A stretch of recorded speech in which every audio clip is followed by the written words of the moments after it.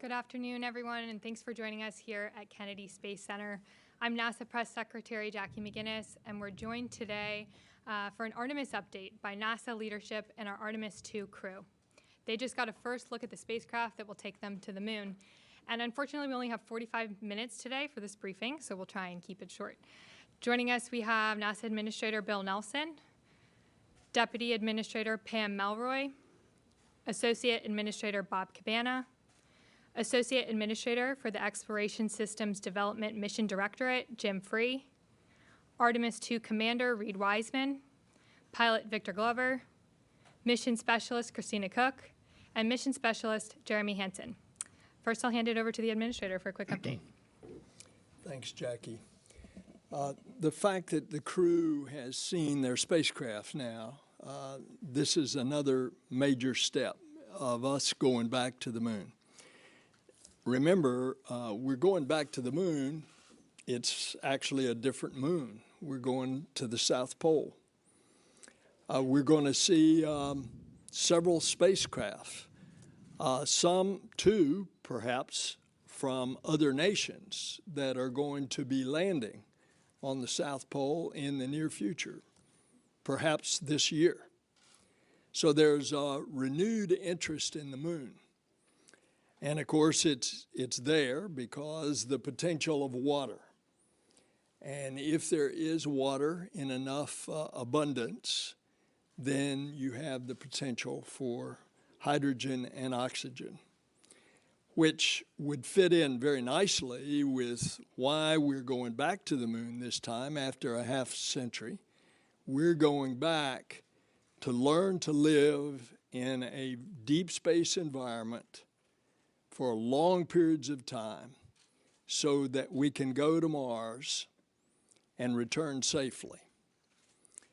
Now, along the way, there are going to be several scientific excitements, the development of new tools, the development of new implements, the development of new procedures, all of which it's in this Moon to Mars program. And that's the goal. We're going to venture out into the cosmos. We go back to the moon this time in a different way. We go back with commercial partners. And we go back to the moon with international partners. You should have seen the reaction when Reed brought the crew to Ottawa and they were in front of the Parliament. Or you should have seen Jeremy in his 10-gallon hat at the largest rodeo in the world in Calgary, Alberta. There's an excitement there that I can tell you that's quite exceptional as an international mission. You should see the fact that moi, having just returned from South America, 3 countries, Brazil, Argentina, and Colombia, no hesitation about the president of those countries receiving our NASA delegation. And not only excitement, but enthusiasm of presidents that amazed our U.S. State Department embassy staffs that would accompany us. There is this excitement in the international community. And of course, all along in the science that we're going to discover things just like I say about the James Webb Space Telescope, we're going to answer questions that we don't even know what the questions are right now. But I remember back on the 60th anniversary, they had me go to Houston 60 years to the day, and Rice University was having this celebration. And it was in the same place that President Kennedy spoke to an audience in that Rice Stadium. This was, a long time ago, but he said he had already declared in a speech to the joint session of Congress about a year earlier. In the meantime, John Glenn had flown, so we knew we were on our way. And Kennedy went there and he said, we go to the moon not because it's easy, but because it's hard. And space is hard. And there are those discoveries in overcoming this very hard environment that are going to fill us and our nature as discoverers and as adventurers. And that's why we're going back to the moon and then on to Mars. Thanks, Jackie. Thank you, sir. And now Deputy Administrator Maury. Is it on? Okay, great. It is really a thrill for Bill, Bob, and I to be here with the Artemis II crew to see their flight hardware. I think it brings back happy memories for the three of us of seeing our flight hardware, but also a shiver down our spine as we step forward into the next chapter of our destiny in human spaceflight. So we are going to stay, as the administrator said. That's very important, and we have the hardware, not just for Artemis II, but for flights all the way out through Artemis VI already in work. And that's very significant.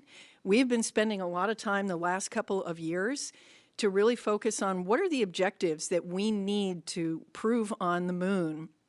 What exactly do we need to learn before we're ready to go to Mars? And this is a crucial first step along that way.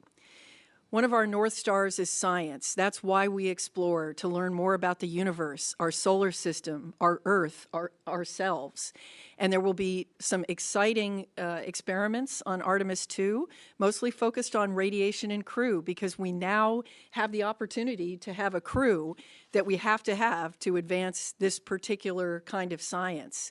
But I do want to say for a moment, personally, as a test pilot, how important this mission is for test flight.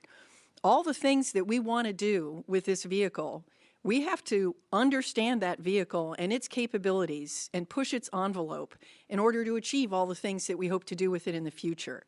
So that is the critical focus of this mission, is to do that test flight, to push the boundaries, to learn about this vehicle and its capabilities so that we can continue to do amazing things on the surface of the moon and then eventually on Mars. And this is the beginning of that cadence, and we're excited to be here today to see us off on that first chapter. Well, I just want to say that it's always great to come home to Florida and KSC. This is where the action actually is, and not up in Washington, although it's a different kind of action up there. And it's great to see the crew. It's great to be part of this leadership team. This is our crew up at NASA headquarters, and I can't think of a finer team to be a part of than with these two. This crew down here, they're something special. They are really great people, very accomplished. And seeing them see the spacecraft, I know when they saw it, it makes it real. They know that they've got a mission that's coming up. I think back to when we were seeing the modules of the International Space Station when they were just an aluminum shell, and watching them come together and be completed. We knew we were going to have a mission when we got to go up and assemble the space station. It really makes it real. They got something to look forward to, and I envy them. I know these guys really well, and I'm very concerned about their health and safety. And I want you to know that as we move forward, going to the moon, going to the South Pole, safety is going to be paramount. It's not without risk, but we're going to do our very best to understand all the issues, the risks, to mitigate them as best we possibly can to ensure the safety of this crew. And that means a lot. And I want you to know, having lived through Challenger as a young astronaut candidate and through Columbia in a senior leadership position, we're going to do our absolute very best to ensure that when they strap in, we have done all that we possibly can to ensure their safety. We're learning a lot from the first Artemis test flight, Artemis 1, and that's going to help prepare us for Artemis 2. And Jim Free, my good friend who's leading this exploration effort for us, will share more about that. It's great to be here. Thanks. Thanks, Bob. Good afternoon, everyone. Great to be here. I guess I'm my own crew here because there's a crew there and a crew there. No, it's really great to share with you where we are with the hardware. We recently, towards the end of July, completed our post-flight assessment review from Artemis 1. That's where we go through all the mission objectives, look at open items and anomalies, and trying to decide if we're on the right path for Artemis 2. We looked at a number of things that have been open, the heat shield, an electronics box on the service module, and some of the release and retention bolts. Probably the highlight things. I think we have plans forward with all of those. We still have to get to root cause before we get to flight rationale. So to Bob's point about safety, that's one of the things we need to get through. As far as overall, we're still working towards the end of November for 24 for Artemis 2. That's critical to stay on that path. It's this balance of pushing hard but maintaining the right philosophy of not pushing too hard, if that makes sense to you. But I think to us up here it does, because we still need to press and get our missions on a cadence where we're doing the exploration around the moon and on the surface. This is a great first step for us, but we do need to be vigilant and care about the people going on these missions. We do have a number of weeks of risk to that date. The crew module is the critical path right now. We have to get the crew module assembled and tested and then mated with the service module, then turn it over to the ground system folks here for processing. The Exploration Ground Systems team here continues to push towards a mid-November roll of the mobile launch tower out to the pad to do some verification and validation tests of all the systems that have been upgraded and repaired since Artemis 1, and they're on a good path to the 16th. They completed a couple weeks ago the repair of the cable that holds up the crew access arm. So that was a big change. We were originally going to roll out on the 1st, but that was one repair we had to make. Orion, I talked about the crew module already. I'm sure it was great to see inside that for the crew. The service module was handed over from our European service module partners in the European Space Agency in June. We're continuing to work on the heat shield. We'll probably look for final disposition of that early next year. The Space Launch System, all the hardware is here right now except the core stage. We're holding the core stage back in Louisiana for some repairs that we need to make to one of the downcomers, and that'll probably be shipped in the November timeframe. There's no impact to the overall critical path or anything for stacking, which will probably start in the February timeframe of next year. From a flight ops perspective, obviously the crew training is well underway. The landing and recovery team, which is part of the ground system group here at Kennedy, did the underway recovery test number 10 last week, which included a night recovery. And I know the crew got to see the team in San Diego before they put to sea. You know, we're really not working major issues right now. We have some of the dispositions I talked about, but I think we're on a good path, and I want to stress that vigilance piece.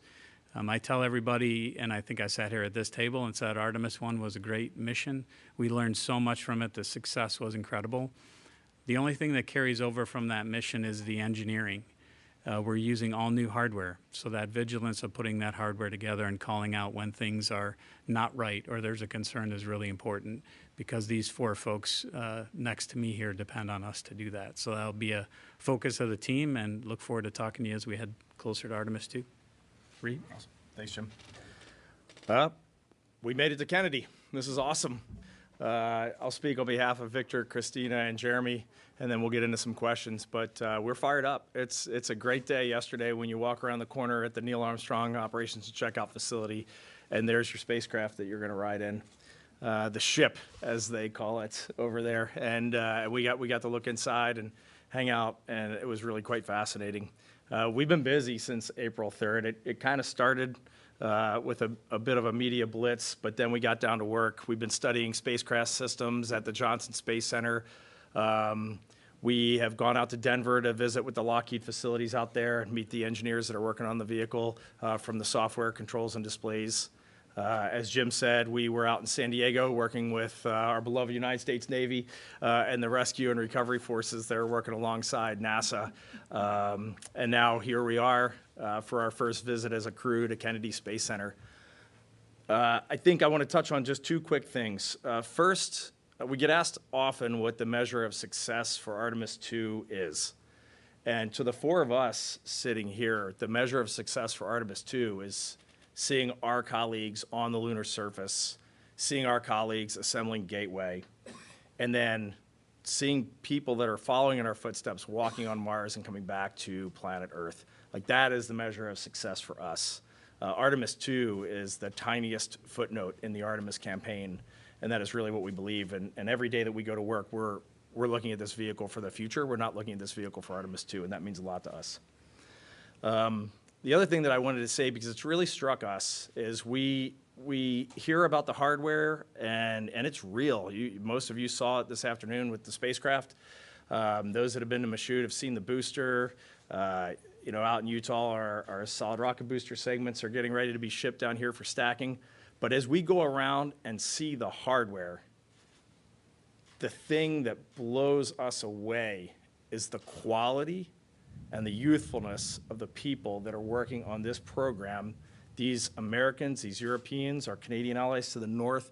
When you get in these small rooms of 15 to 20 people and you see not only how hard they're working, but how motivated they are, how excited they are to be a part of this every single day. I wish every American, every Canadian, every European, everyone that's a part of Artemis, I wish they could just go see what we get to see, the quality of these people. It is totally awesome. Thank you. Thanks, Reed. And now we'll take your questions. For those of you joining us on the phone, you can press *1 to join the queue. And for those of you in the room, if you could wait for the mic to reach you. First, we have a question with Marcia Dunn with the AP. Marcia Dunn, Associated Press. Maybe for Mr. Free, or I don't know. What's your working target date for Artemis 3? Is it still late 25? And for Artemis 2, is there any thought being given to upgrading to a real orbital flight? And if not, why not? And maybe you could tell me if that adds so much more complication that you wouldn't even want to try it, Reed. I don't know. But those are my questions. Yeah, so for Artemis 3, we're still working to our contractual dates with everyone, which is the December of 25. We did receive a updated schedule from SpaceX that we're looking to get some more detail on. We were at Starbase a couple weeks ago and really spent some time going through their major milestones to the Artemis 3 mission, which includes a prop transfer mission as well as the uncrewed demo. So really kind of sharing our philosophy, their philosophy, where they are with the hardware, trying to understand their schedule some more. So I think we'll look at that and update around that in the near future after we have some time to digest it. But what we're holding all the contractors to is that December of 25 date. We may end up flying a different mission if that's the case. If we're have these big slips out, we've looked at can we do other missions if the possibility exists there. But right now we're still trying to look at their schedule. The spacesuits are heading to PDR in October, so that's obviously another piece of hardware that is on the path, the critical path to that mission. As far as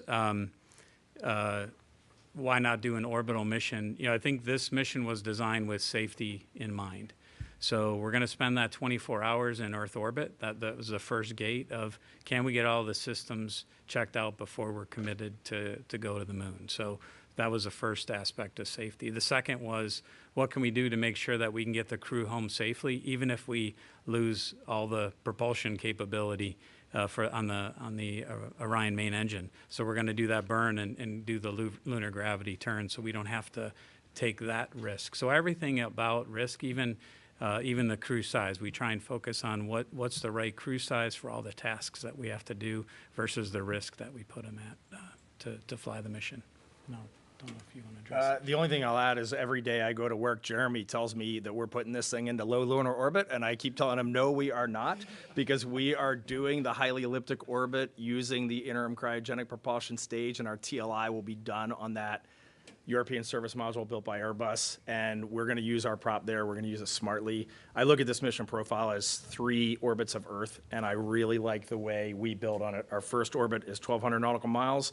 We get that first 90-minute checkout of spacecraft systems, and if there's something that our mission control teams in Houston don't like, we come home.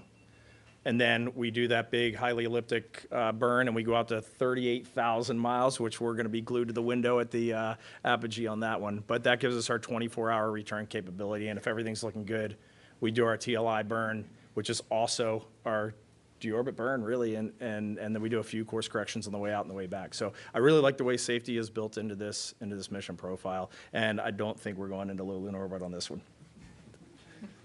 Thanks all. Tom Costello with NBC, here in the middle.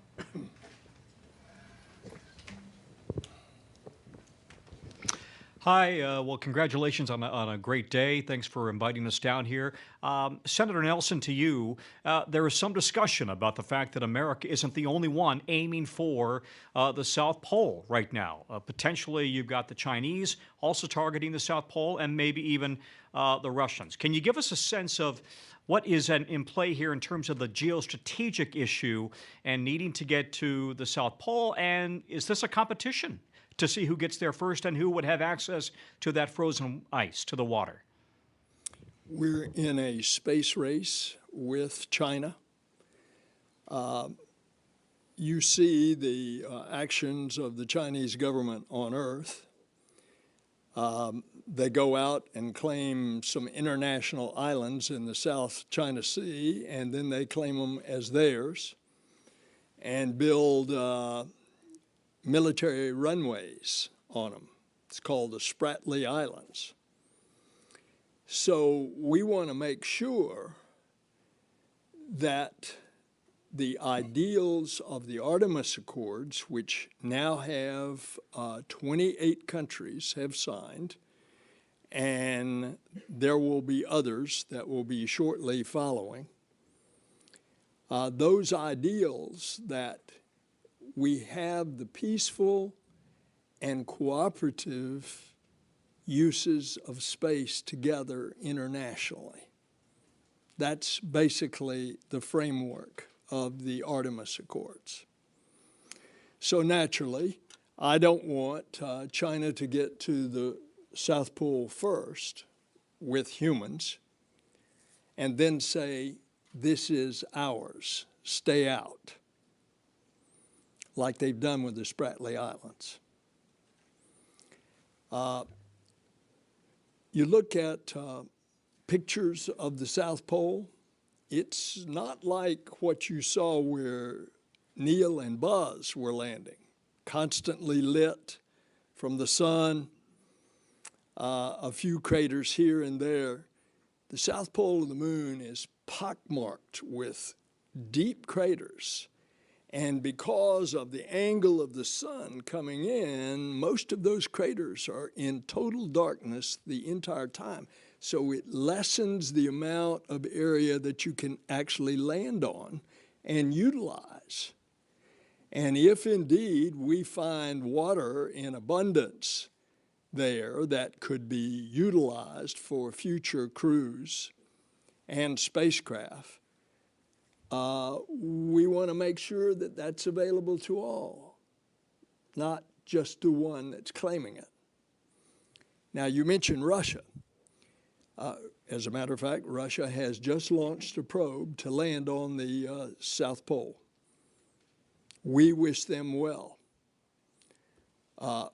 As you know, we've had a cooperative relationship with Russia ever since 1975 in Apollo-Soyuz.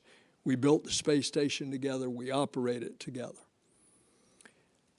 But I don't think that a lot of people at this point would say that Russia is actually ready to be landing cosmonauts on the moon in the time frame that we're talking about. going to the moon, or that possibly China would be. And so I think the space race is really, Tom, I think the space race is really between us and China, and we need to protect the interest of the international community for exactly the reasons I've laid out. Thank you, sir. Next question, Kristen Fisher with CNN here in the front. Thank you. Jim, my question is for you, and I just want to follow up on Marcia's question about the timeline for Artemis 3. Back in June, you said that you were really concerned that SpaceX's Starship won't be ready in time and that it could push the first launch attempt into 2026. And so I'm curious, after your trip to Starbase, has that level of concern grown, diminished? And if you can give us any insight into what your conversations with SpaceX are like right now. Sure. So I don't. They need to launch, as I said back in June. They need to launch multiple times, not just for us, but for them. And then they need to launch multiple times for us. So we really want to see them find the success in their launches, including the next one, which I know they had a booster fire for the other day. I think my concern is the same because they haven't launched. And now our insight that we got from our visit there was tremendous. We really spent, I think it was a 12-hour day. We got to see some of the hardware, but most importantly, our teams had the chance to talk and go through the details of that cryogenic propellant transfer mission, the ship-to-ship transfer, which is the next big milestone in our relationship with them. It's a kickoff for one of our design reviews. We got a better, we were able to convey for them the importance to us of talking about the whole picture. The administrator, I think, gave you the big picture. We need to talk about what it takes to get those people on Artemis 3 to the surface. They're excellent at their technical details, and I think just continuing to grow our relationship beyond commercial crew in this area, conveying why it's important for us to see that end-to-end schedule. We have the other elements coming together. That's another concern for me. It's Starship doesn't exist by itself. There's interfaces for our suits. So our suits contractor has to understand the interface and the design and the emulators and simulators that are ready for that. Similarly for Orion, we need that interface to be worked. So I think we have a better understanding in the big picture, our relationship, our needs. But we know they've proven that they can make great progress. I'm sure they will continue to do that. But as I said to Marcia's question, we really are trying to get in the details of that schedule, because when we come up with a date, December of 25 or whatever that date might be, we want to have confidence for our teams that we all have a realistic path to get there. Thanks, Jim. Next, we'll take a question from the phones. We have Joey Roulette with Reuters. Thanks, Jackie. Just to follow up on that last question for Jim Free, you had mentioned SpaceX sent NASA an updated schedule. What did that schedule propose? Did it propose backing off of the December 2025 date and doing it sometime later? Based on what you've seen now, I know you're at NASA still evaluating things. What do you think is a realistic date for that mission based on what you know now? Thanks. Thanks, Joey. I think my mom's probably watching this and she'll say, never did I think that Jim would get more questions than the astronauts on the panel. I think our teams are really trying to understand. I'm not going to give you a date, Joey, because our teams are trying to understand what are those trades. So we obviously have to go through a contract change when we make this, because we had a contractual date with SpaceX. And we need to understand where the pressure points are that they have, where our needs are with some of the emulators, simulators, and interfaces that I talked about, and then decide what's the realism of that. We don't want to kind of zero margin schedule. We have to understand what the margin is in all of this. So in order to do that, our teams have to interact. That meeting at Starbase I talked about was one of many. And then I think we'll come out in concert with the leadership team of the agency and say, hey, here's where we think it's realistic, what that date is. Thank you very much. Next question here in the middle.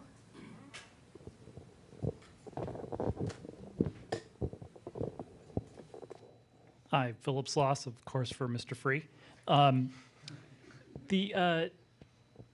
You were talking about the issues with core stage 2, Michoud. When do you expect the stage to be ready for the engines to be installed? And if you have, understand you still have a decent amount of margin in that schedule. What's the need date that you need the stage here at KSC? With stacking happen in February, that if it's not here in February, that's where it'll start to impact the critical path. But the Boeing team down in Michoud has a good handle on the work. This is a different flow than the stage went through the last time, because the stage the last time went down to Stennis and went vertical and had some traveled work with it there. Whereas this time we're doing all of that work at Michoud.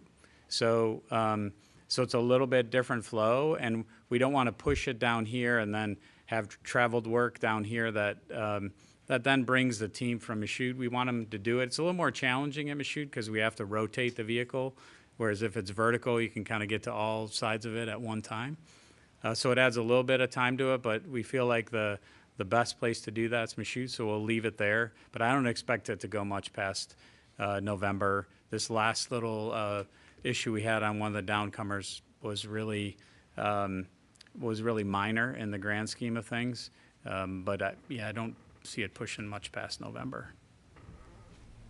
Thanks, Jim. Here on the left.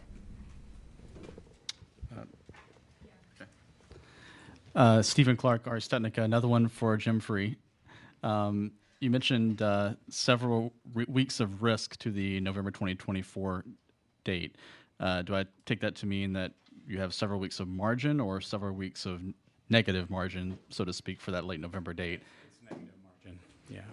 And would you characterize the heat shield issue as sort of the largest unresolved issue coming out of Artemis 1 at this point? And can you update us on what the root cause of that uneven charring and ablation of the heat shield was, and any mitigations that you're looking at for Artemis 2, either on the hardware or in the way you fly the reentry? Yeah, I think I definitely want Reed and the crew to weigh in here. I think it's definitely the biggest open issue out of one. We're going towards root cause, and I think this goes to Bob's comment about safety, and what the leadership team here has asked of us is focus on root cause. We've been through 2 series of tests in the ArcJet out at Ames. The 3rd series is happening this month. We have a fault tree that we've been working down. We have some theories on what the root cause might be. We won't talk about flight rationale until we get through root cause. We just had this conversation. I don't want the team to think about flight rationale, because as soon as you do that, you start to jump past things that might be lurking as a root cause that you might miss. So we have some ideas on what that root cause might be, and these testing series are slowly buying that down. It's tests out at Ames. We've also done tests at Langley. We're doing some tests down at Wright-Patterson Air Force Base in Dayton. So we're using facilities across the country. I think we're on a path to that root cause with the final disposition in April, and of course that's got to come up all the way through the agency. Our technical authority is a big part of that. The crew hears about it. I think they said they just heard about it yesterday, so they're heavily involved. Obviously we're going to make the right decision to keep them safe. If that decision is we have to do something drastic, then we'll do that. But right now we're on a path to press to get to the root cause, and then we'll make the final determination from there. I don't know if you want to add anything to that, Reed. I think you did a great job touching on it, Jim. And every time you see me coming, you take a step back because I'm coming about heat shield. But we really have a lot of really strong trust in this team. We have some really talented researchers and engineers looking at the problem, and I know we will find the right solution. And for sure, this crew, we're not going to launch until we know we're ready, until our team knows that the vehicle's ready. And we will keep the pressure on. But so far, I think all the right things are being done. Anybody else want to comment on it? Thank you both. Next, we have another question on the phone. Andrea Leinfelder with the Houston Chronicle.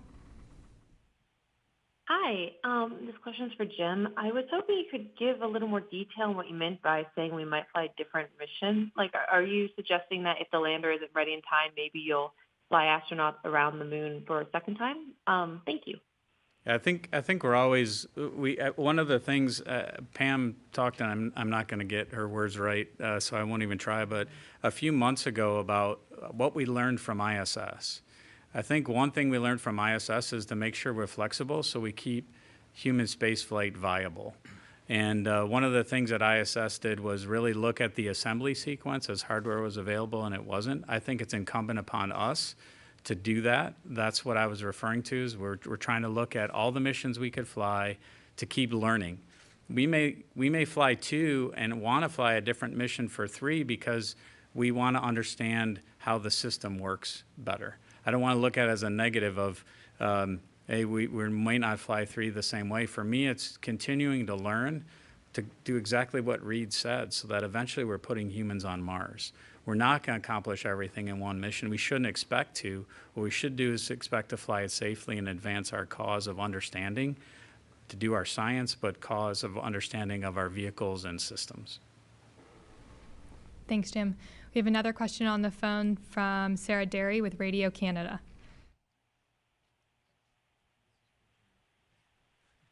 Sarah? Le vaisseau Orion, comment ça s'est passé aujourd'hui? Peut-être un mot sur ça, s'il vous plaît. I'll say a couple of words in French and then in English so it's understood here as well. But pour moi, c'était incroyable de voir la capsule Orion pour la première fois. C'est la première fois que j'ai vu dedans la capsule et c'est magnifique. Et seeing the capsule for all of us sent shivers down our spines as we saw it for the first time inside, and real flight hardware made a real impression. And something that kind of stood out for me over the last couple months as we've been getting into the systems, digging in deeper to the systems, is that I already knew going to the moon was hard. Administrator, you talked about it. Kennedy talked about it. That's why we're doing it. I already knew it was hard, but boy, it's harder than I thought. As I start to look at all the systems and all the people trying to get to the solutions that we need to really get to the moon and get back and still be breathing when we land in the Pacific Ocean, it makes an impression. And when we're talking about timelines and stuff, what's so obvious to all of us behind the scenes when we see it day to day is the success is not in the final solution. It's not in the touchdown or the launch date. The success is in the learning that's happening like right now. Like learning is happening right while we're sitting here in stuff that is going to serve us on our ultimate objective, which is to get to Mars. Here on the right, you have to say. Yeah, J.D. Gallup with Florida Today, USA Today. Just a quick question. You talked about training and testing. What do you guys do to relax? What are you doing to kind of mentally prepare for going on this mission? You go first, I'll follow up. So, we spend a lot of time doing this, spending time with you all, sharing the good news. So honestly, when we're not doing this, that's a good time too. But no, we understand how important this is, and thank you for being here to share the story. But I have a family. I'm a husband and a father, and just the time that I get to spend with them, and they understand how hard we're working to make this successful. And so just being able to be home and truly relax, that is a win in and of itself. So it's great to be here, but it's also going to be great to get back home. Yeah. And, Victor brought up family, and I think one of the fun things that we do as a crew is get our families together. When we travel, oftentimes our families will come and they'll get to know each other, and that is really a great way to integrate. We feel like a family in and of ourselves, and I think they are also feeling that way. But just taking time.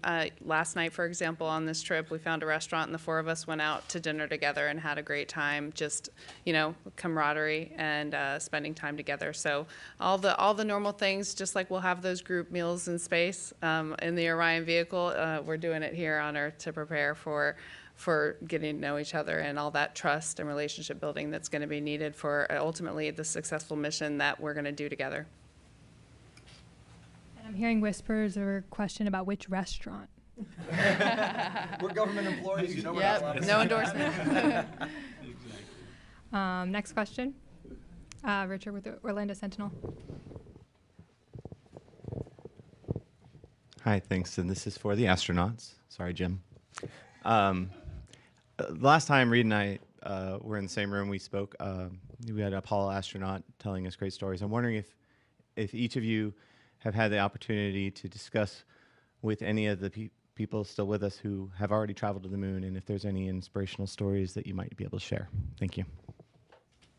I almost missed a call from General Tom Stafford because I thought I was a telemarketer on the day that we were announced as a crew on April 3rd. And I did pick up the phone, and what really shocked me was how unbelievably excited he was that we are going back to the moon for the agency, for the nation, and for the planet. So that was my story. And, someone who is very active in lunar science, period, and obviously the architecture that we're going to use to go back to exploring the moon and beyond is Jack Schmidt. He's still around. He's still very active. And to see his excitement and continued enthusiasm about this project is great. And so he's always been around. But someone who I've had some really interesting conversations with about recently, and he didn't go to the moon, but was an Apollo astronaut, Rusty Schweikert. And our conversation centered around human nature and ancient wisdom. And I'm gonna save it for later because I think he's gonna have a chance to tell some more of this story. But the ancient wisdom part was a really, really fascinating conversation. Thank you so much. We have time for one more question. Here in the front. Yusuke Tomiyama, The Yomiuri Shimbun, Japanese Daily. My question is to Mr. Nelson. You mentioned the difference between the Apollo program and the Artemis program. One major difference is international cooperation. Japan secured the opportunity to both fly on the Gateway in the Artemis program, but the opportunity to land on the moon has not decided, so uncertain. What do you think about the opportunities for Japanese astronauts to land on the moon? This is a question that every country, most every country in the world is asking. And of course, the specific answer to your question will be decided years later. Thus far, those countries that will be represented by an astronaut going to the Gateway have participated in the planning and will participate as part of the Gateway, which is the mini outpost or space station that will orbit the moon. The question about landing on the moon is to be determined. Obviously, it will be as a result of a participation. In Japan's case, Japan is very interested in doing a compartmented, pressurized rover on the moon. That would certainly be a part of the consideration, but other nations are doing the same kind of planning for the future as well. So even though we have a U.S. ambassador in Japan named Rahm Emanuel who constantly is asking me on behalf of the Japanese government these questions. Nevertheless, that's going to be determined some period in the future. All right, thank you all so much. Unfortunately, that's all we have time for today. I know we had a lot of outstanding questions, so please feel free to reach out to us in the NASA newsroom. You can learn more about NASA's Artemis missions at nasa.gov/Artemis, and I hope you have a great rest of your day. Thanks.